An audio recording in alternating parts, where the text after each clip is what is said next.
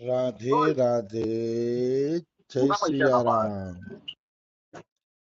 આપણે શ્રી શ્રી શંકર ભગવાનનું ચરિત્ર ચાલે છે. સાક્ષાત ભગવાન શંકર પણ ભગવાન કૃષ્ણ અને રામના ભક્ત છે. એ પોતે ભગવાન પણ છે અને એ પોતે ભક્ત પણ છે. એટલે એનું ચરિત્ર આજે આપણે ઘણા દિવસ ચાલે છે, એમાં આગળ વધીએ. તો કાલે આપણે જોયું કે નારદજી મહાદેવને પૂછે છે કે મને ભગવાન શ્રી કૃષ્ણના મંત્ર બતાવો, કે જે મંત્ર દ્વારા ભગવાન શ્રી કૃષ્ણ ઝડપથી પ્રસન્ન થાય, એવા મંત્ર બતાવો. તારા એ મંત્ર બતાવે છે, ગોપીજન વલ્લભ ચરણાન શરણમ પ્રપદ્યે, અને બીજો છે નમો ગોપીજન વલ્લભાભ્યામ. પણ એના કરતા આ સારો છે, ગોપીજન વલ્લભ ચરણાન શરણમ પ્રપદ્યે. બોલવામાં બહુ સારો છે અને શબ્દ છૂટા પાડીને આપણે એને બોલી શકીએ છીએ. તો એના માટે અહીંયા ભક્તમાલમાં લખ્યું છે કે આ મંત્રના અધિકારી બધા વર્ણના લોકો છે, બધા આશ્રમોના લોકો છે, અને સ્ત્રી પુરુષ બધાય આ મંત્રના અધિકારી છે.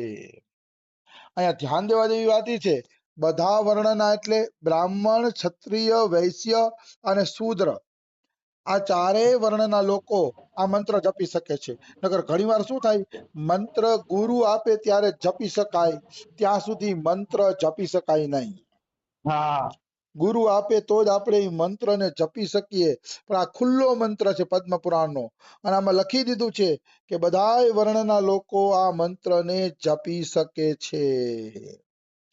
અને બધા આશ્રમના લોકો એટલે સંન્યાસી પણ જપી શકે. નકર સંન્યાસી તો અહેમ બ્રહ્મસ્મી એવા મંત્ર જપતા હોય છે. પણ એવા સંન્યાસી લોકો જો કૃષ્ણ ભક્તિમાં વળી જાય તો આ મંત્ર જપી શકે છે.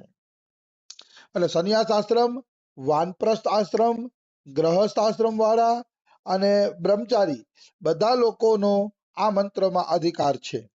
પછી લખ્યું સભી જાતિ. જાતિ એટલે કોઈ શૂદ્ર હોય તો ભલે, ને બ્રાહ્મણ હોય તો ભલે, ઊંચી જાતિ હોય તો ભલે, નીચી જાતિ હોય તો ભલે, બધા લોકોનો આ મંત્રમાં અધિકાર છે.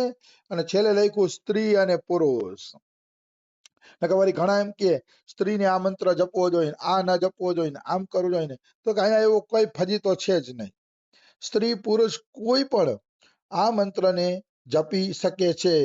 કારણ કે સર્વેશ્વરેશ્વર, સર્વના ઈશ્વર ભગવાન શ્રી કૃષ્ણમાં જેની ભક્તિ છે એ બધા લોકો આ મંત્રને જપી શકે છે.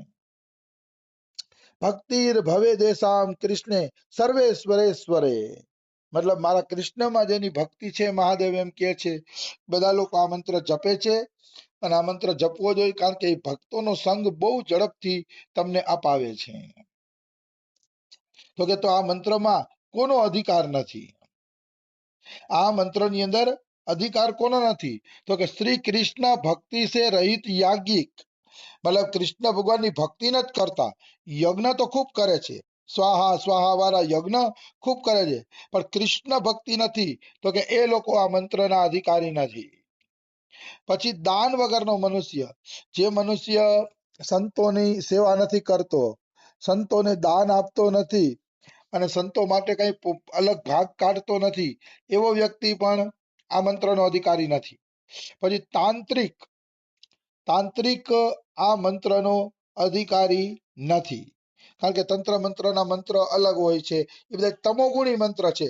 આ તો કૃષ્ણ પ્રેમ પ્રાપ્ત કરાવે એવો સત્વગુણી મંત્ર છે, અને સત્વગુણી મંત્ર ઉપર પછી તાંત્રિકોનો જાજો અધિકાર રહેતો નથી.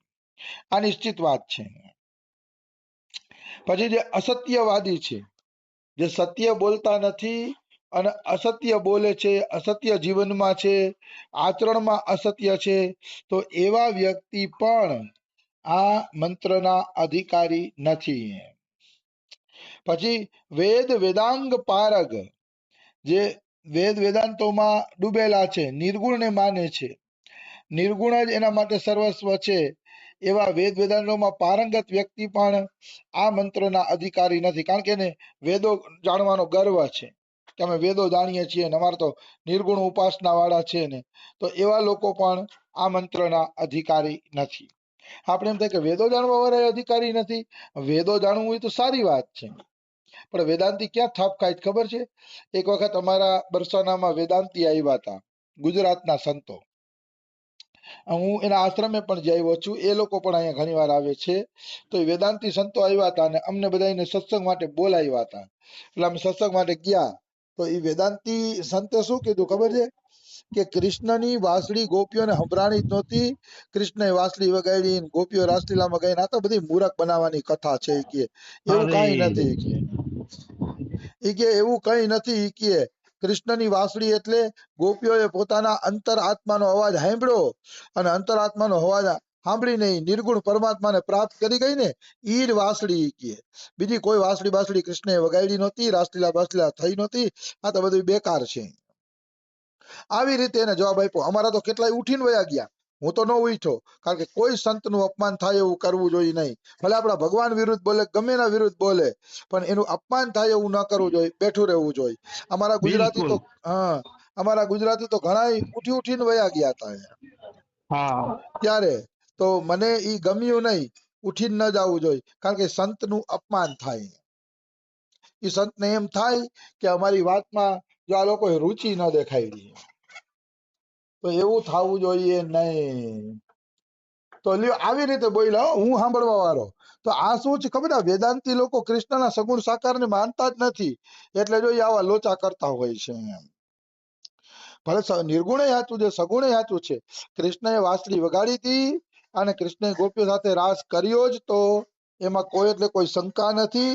કારણ કે સુખદેવજી કાંઈ કાલ્પનિક કથા કેવા નવરા નથી. સુખદેવજી જેવા વક્તા કોઈ દી કાલ્પનિક કથા ન કરે. એ અનુભવની જે કથા હોય ને ઈ જ કરે. એટલે આવી વસ્તુ છે. એટલે આવી રીતે માણસો મોનોપોલી રાખતા હોય છે. એટલે કે જે વેદોમાં નિર્ગુણમાં માને છે એ પણ આ મંત્રના અધિકારી નથી.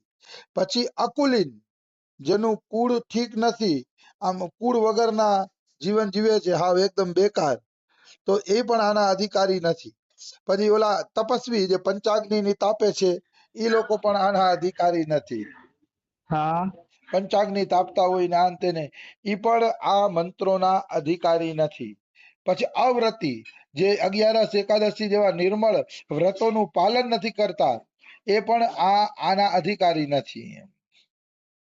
અને બ્રહ્મનિષ્ઠ, બ્રહ્મા માનવા વાળા, નિર્ગુણને માનવા વાળા પણ આ મંત્રના અધિકારી નથી. આમ આટલા લોકોને અહીંયા અધિકાર વગરના કીધા. આવી વસ્તુ છે. તો કે તો કોણ અધિકારી છે?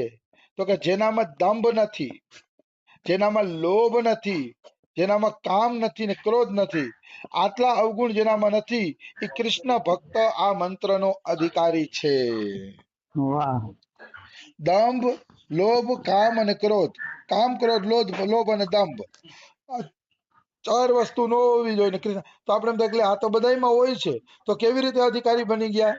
તો કે આ 4 વસ્તુ હોય એનો વાંધો નહીં, પણ જે એને કાઢવાની કોશિશ કરે છે કે મારે આ 4 અવગુણો કાઢી નાખવા છે, એવા વ્યક્તિ આ મંત્રના અધિકારી છે. ભાઈ પૂર્ણ રીતે નિર્દોષ તો ભગવાન સિવાય કોઈ હોય જ નહીં. જ્યારે જ્યારે જીવ ભગવાનનું ભજન ચાલુ કરે ત્યારે એ જીવ અધૂરો જ હોય. પણ ધીરે ધીરે જો એને આ અવગુણો કાઢવા હોય, તો એ વ્યક્તિ પણ આ મંત્રના અધિકારી છે. હા નિશ્ચિત અધિકારી છે, એમાં કોઈ એટલે કોઈ શંકા નથી. હવે આ મંત્ર જપતા પહેલા જો શક્ય હોય તો રાધા કૃષ્ણનું ધ્યાન કરવું જોઈએ. વિશેષ તમે કઈ પૂજા પાઠ ન કરો તો ચાલશે, પણ જો થોડુંક શક્ય હોય તો રાધા કૃષ્ણ પ્રિયા પ્રિયતમનું ધ્યાન કરવું જોઈએ. તો કે પ્રિયા પ્રિયતમનું ધ્યાન કેવું છે? તો આમાં અડધા પાનામાં એ ધ્યાન આપ્યું છે કે સુંદર વૃંદાવનમાં કલ્પવૃક્ષની નીચે એક રત્નોનું સિંહાસન છે. હા સરસ દિવ્ય વૃંદાવન છે.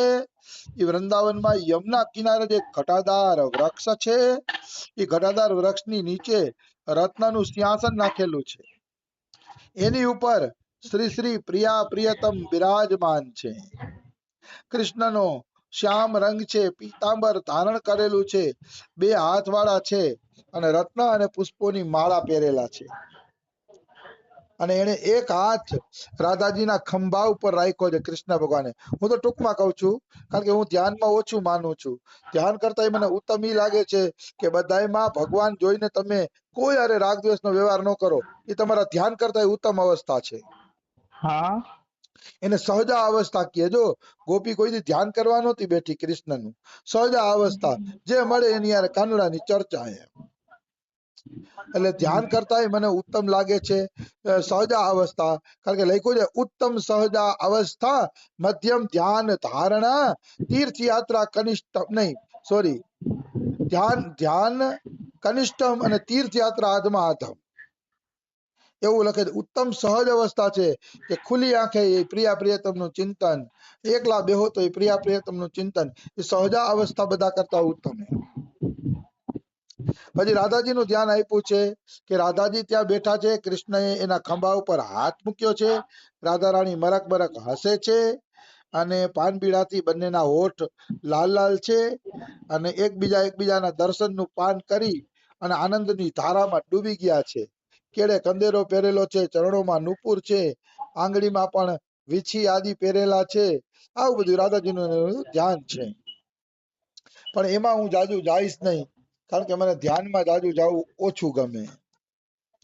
એના કરતા આગળનું સાધન આ છે, હરિકથાનો રસ પીઓ, હરિકથા રસપાન કરો. એમ ચિંતન અપને આપ થશે, અપને આપ તમને ભગવાન અપને આપ યાદ આવશે.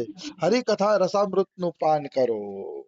હા તો રાધાજી કૃષ્ણમય છે અને શ્રી કૃષ્ણ આનંદ રૂપીણી આહલાદીની શક્તિ છે રાધા રાણી.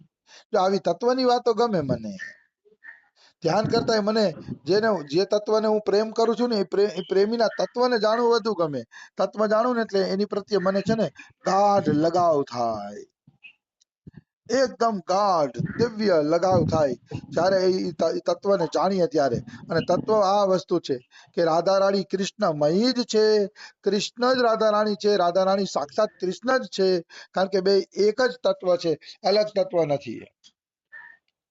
એટલે કીધું કે રાધા રાણી કૃષ્ણમય છે અને કૃષ્ણની આનંદ દેવા વાળી આહલાદીની શક્તિ છે. કૃષ્ણને પણ આનંદ કોણ આપે છે તો કે રાધા રાણી, કારણ કે રાધા રાણી કૃષ્ણની આહલાદીની શક્તિ છે. હા આવી વસ્તુ છે. પછી કહે ત્રિગુણમયી દુર્ગા આદિ શક્તિયા રાધાજીના કરોડવા અંશમાંથી ઉત્પન્ન થાય છે. અનંત કોટિ વિષ્ણુ લોક નમ્ર પદ્મ જારતી તે હિમાદ્રિજા પુલોમજા વિરંચી જાવર પ્રદે. રાધા રાણી છે ને એના ચરણ નખમાંથી કરોડો વિષ્ણુ ઉત્પન્ન થાય છે અને દુર્ગા આદિ જે આ દેવીઓ છે ઈ દેવીઓ તો એમ કે છે કે રાધા રાણીના ચરણના નખ બરાબર નથી એવા રાધા રાણી છે. આ મહાદેવજી સાક્ષાત નારદજીને આ બધું વર્ણન કરે છે અને નારદજી આ બધું વર્ણન સાંભળે છે. सब कुछ वस्तुतः श्री राधा कृष्ण से ही भरा हुआ है. બહુ મસ્ત વાત કરે છે કે આખો સંસાર જો ખરેખર જોવા જઈએ તો રાધા કૃષ્ણ થી જ ભરેલો છે. આમાં રાધા કૃષ્ણ સિવાય બીજું કઈ છે જ નહીં. એટલે જ મેં આગળ કીધું કે ધ્યાન કરતા પણ ઉત્તમ વસ્તુ એ છે કે બધાયમાં રાધા કૃષ્ણ જોઈને વ્યવહાર કરો, બધાની અંદર રાધા કૃષ્ણના દર્શન કરો કે બધાયમાં પ્રિયા પ્રિયતમ રહેલા છે, રાધા કૃષ્ણ રહેલા છે, એમ માનીને બધા સાથે વ્યવહાર કરો. એના સિવાય ખરેખર સંસારમાં કઈક છે જ નહીં. રાધા કૃષ્ણ જળ ચેતનમાં વ્યાપેલા છે. જળ ચેતન બધાની અંદર સાક્ષાત રાધા કૃષ્ણ બિરાજમાન છે અને ઘણા સંતોને આવા દર્શન પણ થયેલા છે. એવું નથી કે ભંભેનામા વાળી વાત છે. ઘણા સંતોને વ્રજની રજમાં લતા પતાઓમાં એટલે તો કે છે ડાર ડાર ઓર પાન પાન પે રાધે રાધે હોય.